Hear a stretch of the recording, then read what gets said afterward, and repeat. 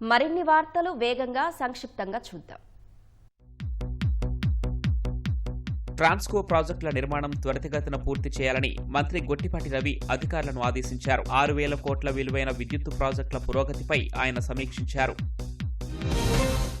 విజయవాడలోని అంబేద్కర్ స్టడీ సర్కిల్లో మంత్రి డోలా బాల వీరాంజనేయ స్వామి ఆకస్మిక తనిఖీలు చేపట్టారు. సిబ్బంది బోధనా తీరు, అభ్యర్థులకు అందుతున్న సౌకర్యాలను ఆరా తీశారు.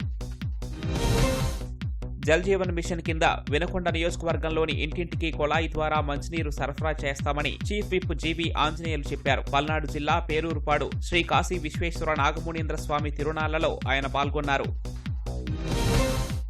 కూటమి ప్రభుత్వం అధికారంలోకి వచ్చాక 5 లక్షల మంది యువతకు ఉద్యోగాలిచ్చామని గుంటూరు జిల్లా ప్రత్తిపాడు ఎమ్మెల్యే బోర్ల రామాంజనేయులు చెప్పారు. వింజనంపాడులోని కిట్స్ ఇంజనీరింగ్ కళాశాలలో మెగా జాబ్ మేళాను ఆయన ప్రారంభించారు.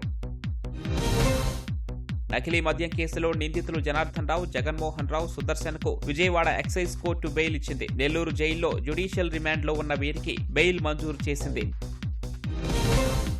తిరుమల క్షేత్ర పవిత్రతను కాపాడాల్సిన బాధ్యత ప్రతి ఒక్కరిపై ఉందని శివకామేశ్వరి పీఠం పీఠాధిపతి శివానంద స్వామి హితవు పలికారు. తిరుపతిలో హిందూ జాతీయ ధార్మిక సదస్సు సందర్భంగా విష్ణు నివాసం నుంచి మహతి ఆడిటోరియం వరకు నగర సంకీర్తన నిర్వహించారు. విశాఖ ఉత్సవంలో ఫ్లవర్ షో ప్రత్యేక ఆకర్షణగా నిలుస్తోందన్నారు భీమిలి ఎమ్మెల్యే గంటా శ్రీనివాసరావు. పూలు, పండ్లు, కాయగూరలతో చేసిన వివిధ ఆకృతులను ప్రశంసించారు. విజయవాడ నగరపాలక సంస్థ పరిధిలోని గొల్లపాలెం గట్టు ప్రాంతంలో రిటైనింగ్ వాల్ నిర్మాణ పనులకు కార్పొరేటర్ సత్యబాబు శంకుస్థాపన చేశారు. ఇటీవల వర్షానికి పాడైపోయిన ఈ రక్షణ గోడ నిర్మాణానికి కార్పొరేషన్ నుంచి 15 లక్షలు మంజూరయ్యాయన్నారు. పద్మశ్రీ పురస్కారాలకు ఎంపికైన సినీ నటులు మురళీమోహన్, రాజేంద్ర ప్రసాద్ను టీడీపీ నేత బుద్దా వెంకన్న సన్మానించారు. వారి వద్దకు వెళ్లి శాలువా కప్పి పూలమాలతో సత్కరించారు.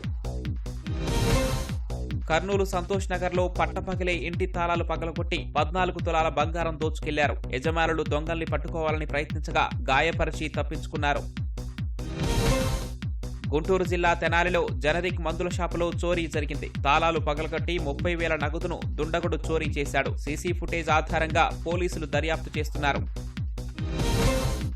నెల్లూరు ఏసీ సుబ్బారెడ్డి స్టేడియంలో ఉద్యోగుల వార్షిక క్రీడోత్సవాలు సందడిగా సాగాయి. క్రికెట్, వాలీబాల్, కబడ్డీ, చెస్ పోటీల్లో ఉద్యోగులు ఉత్సాహంగా పాల్గొన్నారు.